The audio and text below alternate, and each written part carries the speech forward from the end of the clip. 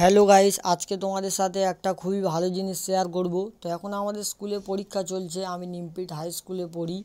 তো তোমরা এই যে স্কুলটা দেখতে পাচ্ছ, এটা কেজি স্কুল, মানে নিমপিট আশ্রমের অপোজিটে আমাদের হাই স্কুল থেকে কিছুটাই দূরে। তো এই স্কুলে আমি পড়াশোনা করেছি 1 থেকে 4 পর্যন্ত।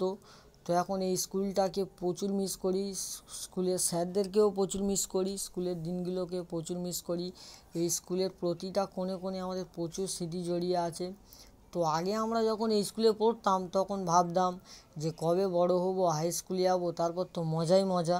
কিন্তু এখন মনে হয় যে না, এই স্কুল লাইফটাই সব থেকে বেস্ট ছিল।